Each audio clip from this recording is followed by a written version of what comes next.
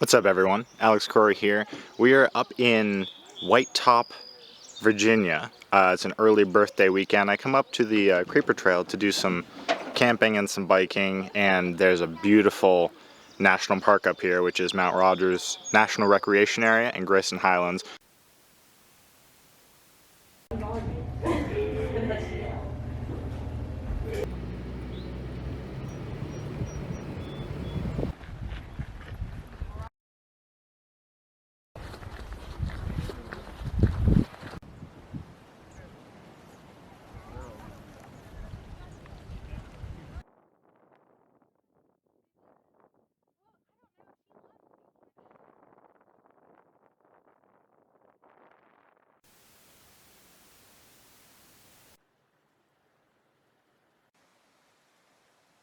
Our power actually was out at the campsite that we're at, and the owner came up and had to fix it and caught the sign on the back of my truck that said Health and Garden. And we got to chatting, and the owner, as of 2 years ago, new owner, is redoing the site with some pretty cool ideas, and mentioned he was doing the Virginia Tech Master Gardener Service, and we just kind of geeked out on growing, and he was a former ACE health coach, so we had a lot to chat about. So we're gonna go just explore the campground real quick and pick his brain for innovative ideas he's doing for growing here.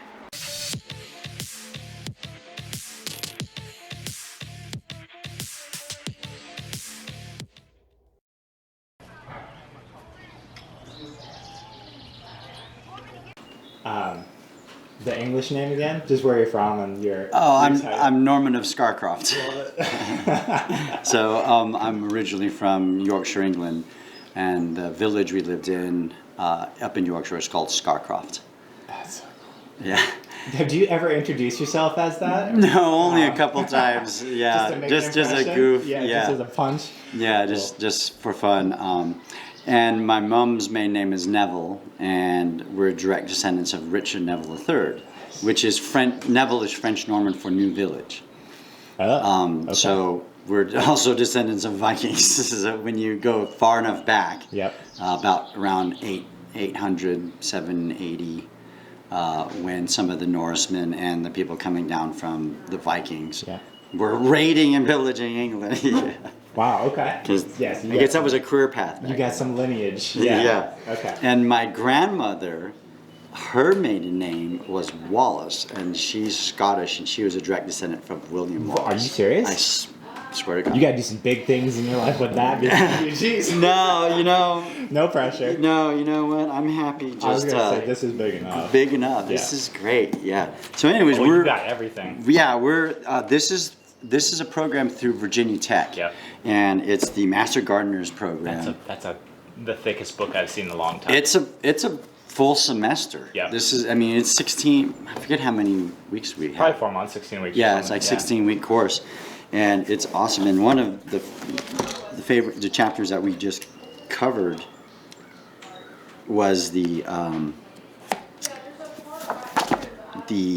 was it? You bought the campground 2 years ago. We did. And since then, when did you decide to do all of this? Like in the middle of it? No, well... Or has this been in the works and you've been interested for a while? 2020 was a great equalizer. Right. And my wife, she's also in IT and was, worked from home and was working remote. And she just felt like, hey, I want to start a garden. This whole pandemic thing, everyone's getting a little kooky out here, and so we have 10 acres up in Charlottesville. It's actually Albemarle County, and so she started building gardens up there, and grew. She just packed too much in one space. She did corn, sweet potatoes, tomatoes. She did everything in one little spot. Square foot gardening to the max. Yeah, a bunch of elevated garden beds and stuff, and it was super successful. She grew the heck out of sweet potatoes and peppers, and she did great first season out. And then when we get down here, we're like, we really want to start putting back natural scapes that's native to Virginia, that does really good ground covering, so we're stop cutting grass. Yes, right. Grass is the It's worst. a time suck and everything sucks. Yeah, and it doesn't do anything. Right. It's not. It's beautiful. Golf courses are pretty. Beautiful you know. when it's manicured, Yeah. which takes a lot of energy, time, and resources, gas. and Yeah, everything. it's terrible. So all these banked areas that you see, we're starting to let grow wild. Yes. And one of the things that one of our gardeners that came and spoke, she was amazing. One of our teachers for that class, she was all about natural scapes and making meadows instead of lawns. Right.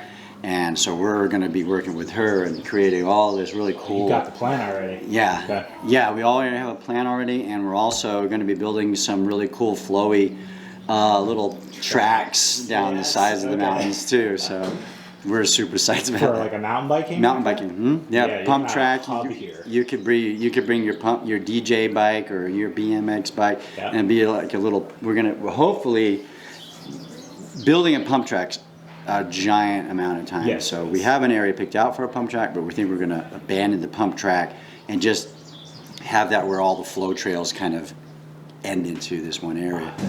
Yeah. So every time I come, there's something. There'll be something new different, every right. single So time. There were chickens out there, and now they're moved, and that's going to be garden beds, and then there might be a. So in the fall, what do you think you'll have done? By the time fall, right now our trajectory is barista, which is now done, pizzeria, which will happen in the next month. That quick. And then we already have the oven and everything. Wow. It's just a matter of getting our plumbing adjusted, and which I'll be doing. So, Yeah, you're jack of all trades. You can do everything. But mechanical engineer, right? Yeah. So you have. I got the background. Nothing scares you. I got the background. Yeah. Okay. Cool. That's Each little tab is what? Each tab is a different segment of gardening and horticulture. Okay. So you got everything. Botany. Yep. Soils, nutrients and fertilizer, Okay. So entomology. They do Nothing dive left deep. untouched. Yeah, they do deep dives on it. It's not like a weekend course you took at your gardening class, sponsored by Miracle Grow. Right. It's not that. No, that's a full. Yeah, and it's amazing, and it was passed. This was the Master Gardeners program was developed back in like the 20s or 30s, so rural communities and rural farmers can have access to college knowledge on growing and to grow in the areas. And I thought that was fascinating to learn that. Well, Virginia is the agricultural center of the U.S. It was the first one, right? It was the first one, developed- absolutely. Yeah, Yeah, so Jamestown. in its blood. Yeah, Jamestown, when they first started cultivating and growing. Yeah. and growing, was Jamestown 1647, something like I that? think it was that. It might have been that early. Yeah, 1650 is Yeah, when we know Jamestown that down there. So it's got a couple centuries ago. yeah, and you have to farm. I mean, and then because that's one of the most I want to call it. I've coined a phrase, and we call it primitive skills. Yes. Like learning how to bake bread is a primitive skill. Everyone should know The how to do. essential skills. It I is don't like that essential word skill. because it sounds easy. Yeah. But you should know how to do this to survive. You should know how to hunt. Right. Okay, so what's going over where the chickens were in that patch? Yeah, Is that where the garden's going? Our first season open, we wanted to do chickens. We have chickens at our other house, so we wanted to do chickens down here. So this is where we had our first little chicken coop and our little chicken run, and it was great. The kids just loved it. They were. We've got some really great photos of the kids just sitting there with the legs crossed, just play with the little chicks, but it just became too much when they started getting bigger. So we moved them over there. Okay. And we got a couple of them that still wander back, and the kids carry them around like a puppy all day. It's hilarious. Right. But this was a whole Christmas tree farm because we're the second generation now running and owning it. My wife's father owned it, and she grew up in that house over there that was built in 1932. And she grew up Christmas tree farming, and she would be the one starting all the seedlings and everything for the Christmas tree farm when she was a kid, like 10 years old. And in 2000, he created the campground, and this added on all the campground store and the bathhouses and stuff, because it was an old tobacco farm, tobacco barn. So the campground's only been here for 20 years. Yes. Yep. The sides of the hills are the remnants of the last Christmas tree harvest. Yeah. They just had to leave them lay. Yeah, what do you do with them? So I'll show you. Let's take a walk.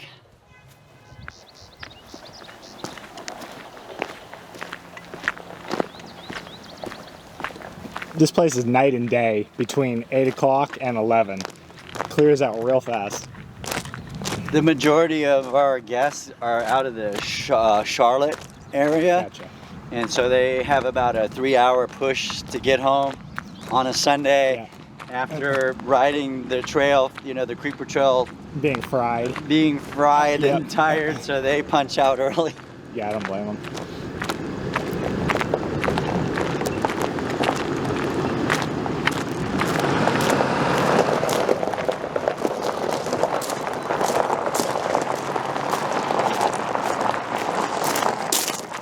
Property sitting on all kinds of natural springs. Yeah, exactly. There's a spring that comes up over here that runs through here, and on the pathway, for lack of more creative name for this trail, right now we're just calling it the camp store trail. It's definitely a mountain bike trail. But it is a mountain bike trail. Hey.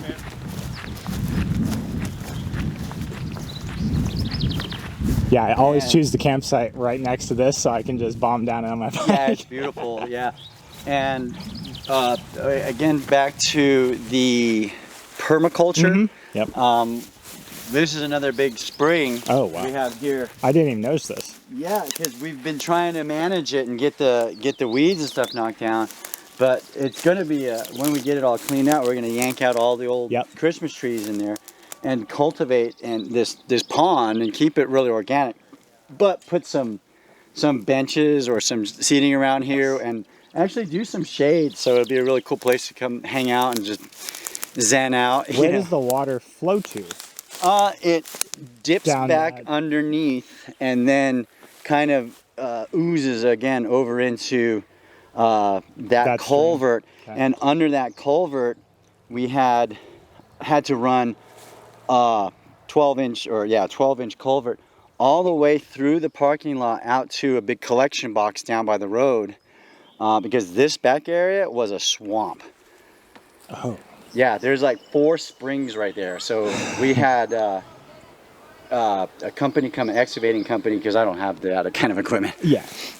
And he dug everything up, and there's just 12-inch French drains running through that entire parking lot to dry it up. Well, more water is better than no water. Yeah, and I could show you the collection box is always running. There's always stuff running into it. Gotcha. And this is really kind of cool for me because I actually started a video log of doing these what I call Christmas tree hedgerows, and now it's a year later to kind of see what happened with the experiment.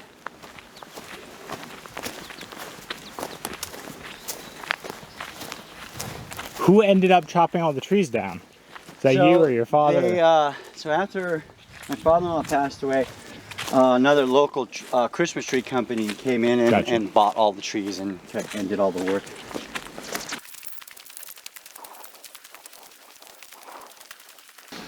So this is the start of the Christmas tree hedgerow that when we were clearing this area, all these cut Christmas trees were just laying everywhere. Yep.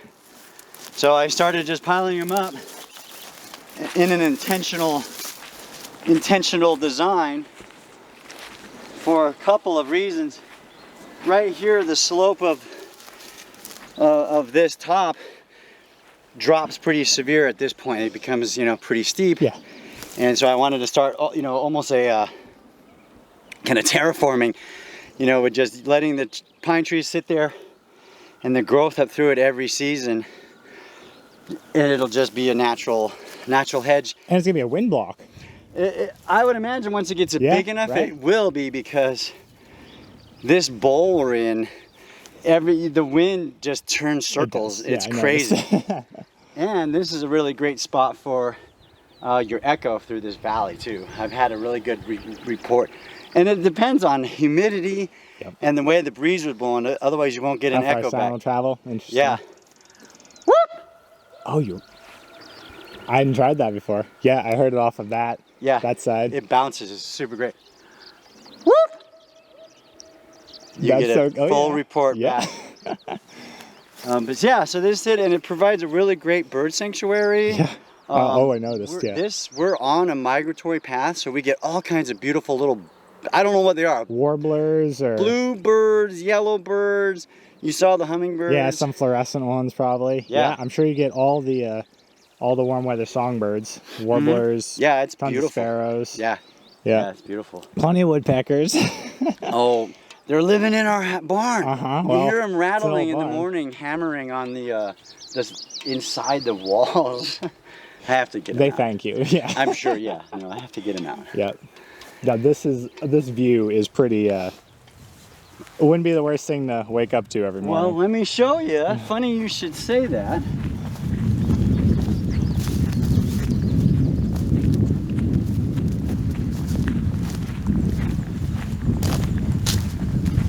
So this is originally a group tent site, but what we're doing is we're converting it into glamping sites. Yes. And we already started our excavation. Here's where our first glamping tent's going to be, right here. And your view is on to Whitetop. Oh, that's Whitetop Mountain. That's Whitetop Mountain. Okay. That's 5,500 feet. Second tallest mountain in Mount Virginia. Rogers? Mount Rogers is 57, which is right over there. Yeah, we're gonna go try to climb half that today. Yeah, that's gonna be awesome. Actually, I might need some directions on the easiest way to get to the waterfall in Grayson. Okay. Yeah. If you've done that. I actually haven't, so I don't know. Okay, we'll follow Yeah. the marked trail then. Yeah. Do our But best. we want to, so we have this area is going to be a spot, Yep. and then those trees, and we've left a natural break with the brambles and stuff. They'll be, oh, Robin. Yep. We'll have another glamping site over there, and we're going to connect the decks via a walkway with kind of one of those doors like you have adjoining hotels, Yep. hotel rooms. We're going to have a walkway that'll adjoin it, but there'll be a gate on it. So if that family's over there, this family's over here, you got your privacy. But if you have a family here and your grandma over there, your grandkids or kids can run back and forth between the two tents and just make it really fun and family, Yep. for that kind of thing. And we got another spot that's going to head over there. And I was trying to think of a really cool name because a lot of cabins Yep. and stuff your have names. Appalachia, or we were up at the Grayson Highlands Campground yesterday, just seeing what it was like, and the yurts were named, and one was Appalachia, one was Whitetop, obviously, one Yeah. was some stone. Yeah, so I want to do something less predictable. less predictable would be good. And this view, I was sitting here when we kind of got done clearing this and chopping all the trees out, and I was sitting here, I was like, this thing is a really cool name. just And for I'm like this looking up at gorgeous that mountain, view. I was like, we should call this tent Rider's Block. Because Ooh. if you have Rider's Block and you come up here and you sit in this tent in your own little There's a little world inspiration and then happening. Yeah. looking up at the mountain, Something's got to pour in. something's going to happen. That's a good name. Good Yeah, call. so I was thinking, Do you know, are these violets? What are these? This is an alpine flower at this elevation then. I always thought, they resemble like clover, but I don't have enough knowledge to confirm that, but Yeah. I believe it's clover. It is a clover. Type of clover. It's beautiful. Yeah. Be like barrels on their side, just to the right of the chicken coop. That's our composting bins. You are already composting. Mhm. Okay. Yeah. We like the barrel design that you could roll. Yep. So there's two 50 gallon Yep. on the side. Yep. And you turn them. You got a lot of good reviews. You really have to put some money out for a decent one. You do. Because if you get the cheesy ones, they'll last you 2 seasons, and then they won't rust. They'll just fall apart. Yes. Yeah, that's the tricky part. Whenever I see expensive composters, I know that they were. Well, the problem is, I always build pallet composts, as in just like Yeah. old pallets, and just I turn it manually. But no one has the time to turn compost manually, so you have to have some sort of easy rotation, like you described. So somewhere, we're going to have 2 kind of drop-in kind of flow tracks. Yep. Kind of coming from the Christmas tree hedgerow. Yep. This side we're gonna drop in, and because that's a natural little draw right through there, we're gonna use the terrain and it'll just be big berms, just huge fun berms. Yep. Carry a bunch of speed into a berm, drop back down and go across that swell, berm that out, and it's just gonna be a bermy switchback flow trail. Started moving some of this area out because we thought this would be a super fun drop in right here, and just fun turns and berms, and my original idea is to bring a really long one that goes all the way around this whole bowl and drops out kind of behind that little bunch of trees, and just have a really cool flowy couple of little small tabletops, nothing crazy, but some rollers, and it'll be super fun. I just need to find somebody with a bobcat. Right. I need a skid steer, and they're super expensive. Especially now. Yeah, I can't buy one. I already bought a tractor. That's my quota for my life is one tractor. Well, is that the grading, or do you do any of the small maintenance with that? Oh yeah, you can't have 34 acres and not have some kind of decent sized tractor. Yeah. It's not huge, it's a little 37, but it's big enough to do what we need to do. Yep. Dig holes, we got the backhoe on it, so we get a lot done with it. We got the bucket on it and the forks. The forks, I haul around rocks and pick up tons of these trees in one big old bite. No, this is an impossible amount of man hours if you're doing it with just you and your wife. Yeah, it is just her. When we were getting the campground open, all of the inspections and stuff that they had were lost. Are you joking? No, they couldn't find them. So we had to have all our waterworks re-inspected, which meant we had to unearth the beginning and the ending of all of the biohoods and all the tanks so they could all be visually inspected. We didn't know where it's on the side of that hill. Yeah. It's a biodome. They're not leach lines. It's this underground biodome. There's 20 of them over there. Oh, wow. We had to find all 20. There's 10 over there and there's 9 over here. Okay. And we didn't know where, you just can't start digging a hole. So she took one of those rods that you do to push down to find stuff. Yep.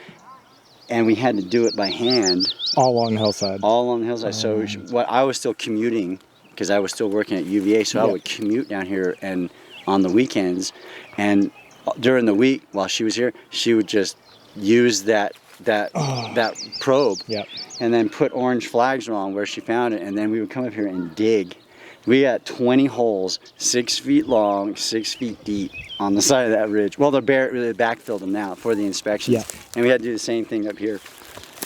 Oh, and we had to do it all by hand in January of 2021. Yeah. Oh, it's a happy start to a career. You know what? It's do everything better than from what I scratch. was doing. True. Right. I'll dig a hole. That's great exercise. We should make it a part of our training. Cool. It's like, well, I can't ride today. Functional training. Yeah, so here we go, functional training. You know, you show me a guy that uses a shovel all day, I'll show you a really strong dude. Yeah. Yeah, for sure. Yeah, landscapers and just people who do manual labor have another set of gears on them. Yeah. Yeah. More mental gears than anything. Just keep going.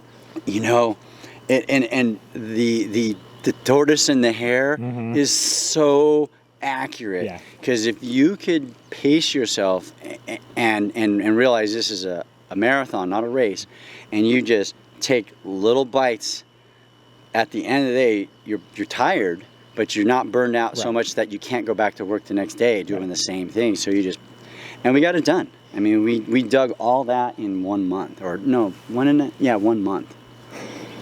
That seems pretty short for that amount of work. Well, not when you're doing it. You're like, I've been digging these holes for 30 days. Right. Jeez. Yeah. But no, it's a blast too. It's a blast having It's yours. this. Yeah. And you have a clear vision for what you want it to become. Yeah. Food on site, mountain biking mecca, everything. Yeah, and that's the one thing we don't have is around here is a lot of XC trails, because the dominant trail is the Creeper Trail. Yep. And everyone's here for that. And so you have such a draw for people who are, you know, kind of your beginner, intermediate cyclists drawn here, and then people who are more XC riders who want the single track and want the hill climbs and stuff like that. There isn't a lot of that here. Yeah, I haven't seen a whole lot just driving. And it certainly isn't a park like down near Boone, and there's a ton of awesome mountain biking down there. And that's why on our 34 acres we already have a mountain bike trail cut in here. Oh. And we use it for training. Yeah. And you know how you name things? Yes. Like so the snowshoe. I do a lot of downhill mountain biking too, and they've got this big road gap jump, and it's aptly named Cupcake. So, you know, you got a 30-foot gap jump with a 20-foot drop, you know, and, you know, instead of calling it like, you know, Dragon's Breath or something mean and evil, they call it Cupcake. Nice. Yeah. Yeah. And our little loop, and we just did it for just maximum punishment.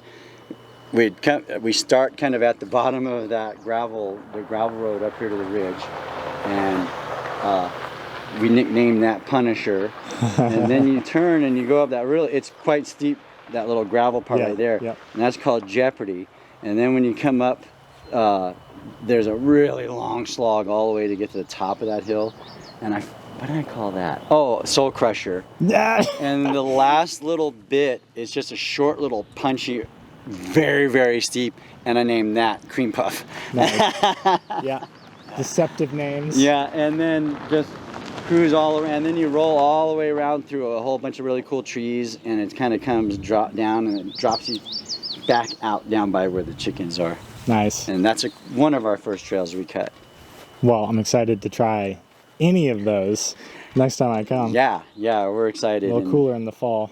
It's been warm. I picked the right side of the week. Today was great, yeah. Yesterday and today, so low 80s, and you said it snowed and it was 25 at the beginning of the week. Monday morning we woke up to 25-degree temperatures and snow. Yeah, I picked the right weekend. Yeah, nice. And it's beautiful. And of course, you know, with every 1,000 feet of elevation gain, the sun's more intense. Yep. And so we're at 3,700 feet. I was wondering. Yeah, you walk outside and it'd be 75 degrees out. Feels 90. And you get in the sun and you're like, ouch, I feel crispy. She burned. I start to crisp, the other day, because like, we were up on top of Wilburn Ridge at Grayson. Oh, and it doesn't feel that bad. And red. Yeah, because not prepared. It's intense. But it's a cattle pen wire hoop house. Yeah, that's a pretty slick compost system. Yeah. I like that. That's a decent amount of waste and litter. 2 50-pounders, that's a lot. Yep. Yep, this is a good sized chicken coop. Yeah. And I built this, we built this. What's really cool, the inside the actual coop is a second coop. Oh, nice.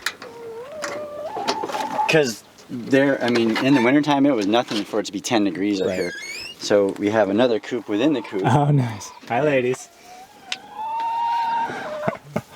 I always feel like I'm intruding on chickens. Yeah. That's a good design. Thank a couple you. layers of insulation. Yeah. And then, of course, we just did the hasty greenhouse plastic over it because that's how that works. It was coming, the weather just turned at once. Yeah. Yep. Welcome to the mountains. Yep. Welcome to the mountains. It's mountain time. Reminds me of New Hampshire. Yeah. And we use the thermal stuff underneath this, but this got hammered. Like I said, we had 50-mile-an-hour winds like a few weeks ago, and it hammered this. And we're gonna actually update the design of it and use an actual more permanent kind of like tin or something on the top of it. Yeah, so you don't have to worry about gale force winds destroying it. Yeah. Well, the design is awesome because it's windproof. Right. Yeah, it's you not have a dome. To grab. Yeah. Yeah, if you have a dome. Do you have any plans to since the chickens are utilizing this area, I assume that's a permanent structure. So are you planning on growing anything over here and utilizing chicken waste at all? Absolutely. Okay.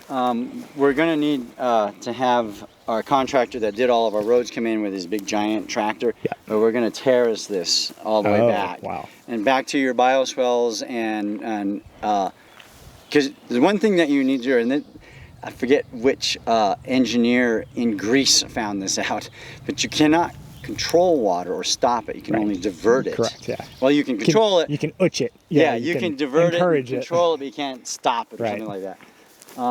Again, with all the natural springs around here, what we just walked through was a natural swell. Yeah. Because underneath that rhododendron is a spring house. Oh. And yeah, it's got the concrete hood and everything on it, the collection box. And the house that my wife grew up in is spring fed. That's what they drank. Gotcha. There's not even a well. Right. Spring water. And the same thing over here. This is a spring that's coming up over here. And it's super marshy, so, but what we did was, because you don't want to have obviously standing water because it's not healthy for the chickens, so she just dug that out a little bit, and because we had a lot of rain and stuff, it's kind of swollen now, but she put a little bucket so the chickens have water, and it's spring fed chickens. Yep, healthy chickens. But he's going to go ahead and he's going to skiff this out and terrace it, and but make it so the bioswale, keep the bioswale over there for the spring to run through the back here. But what we're going to be doing is the spring house is going to feed collection boxes. The water, you know, the water. Yes. Those guys. Yep.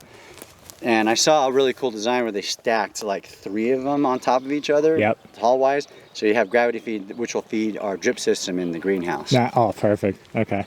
So yeah, you got everything laid out already.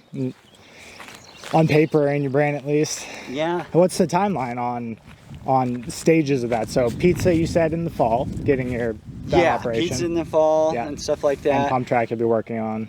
The greenhouse kind of has to happen like now because all of our tomato starts are this big, so we got to get them out. But we'll probably end up just throwing them in the flower garden. Yeah.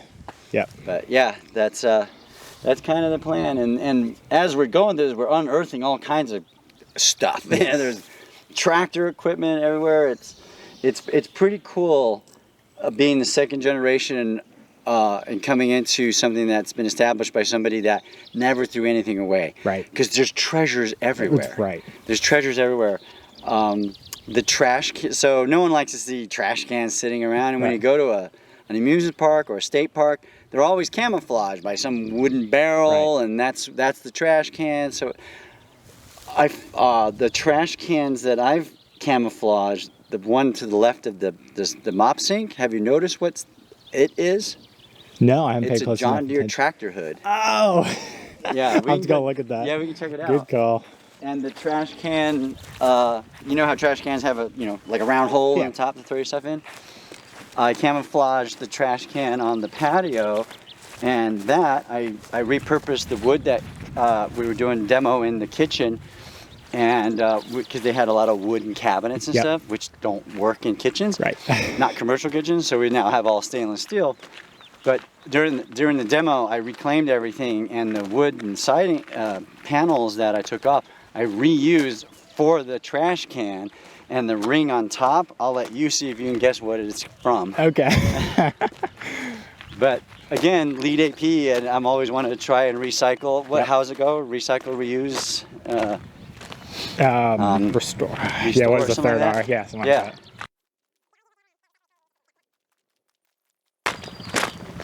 And the walkway are 2 train tracks that came off of the Creeper Trail. Oh, so you got some memorabilia on site? Some memorabilia. I'm working on kind of trying to polish about a 2-foot, 3-foot section of the side of it. Yep. Because on the stamping of it's all the information telling you what size that track is, what a gauge track it is, how much that track weighs, and it's made on date, 1915. So you got piece of history right there. Yeah, that long track is from off the Creeper Trail, and it has the born on date of 1915. Oh, wow. And It's older than my gram.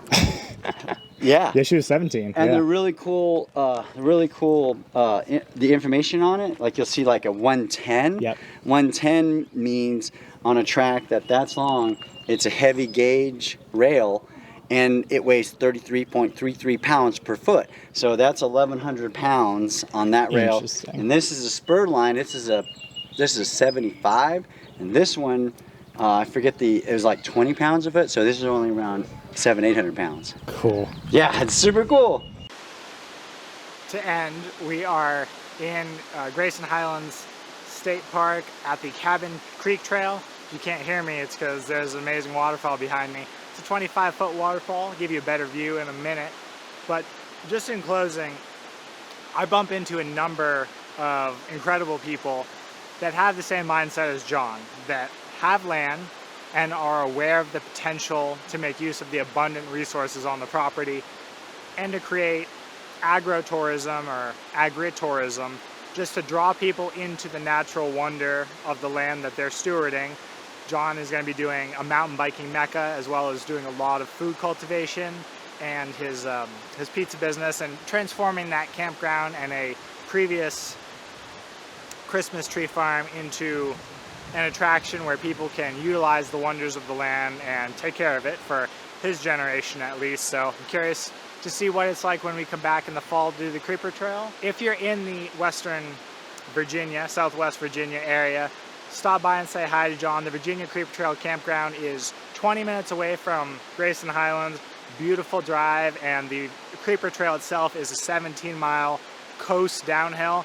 Perfect introduction for anyone who is interested in biking. No real skill and a ton of cool little shops at the bottom in Damascus, Virginia. Take care, everyone.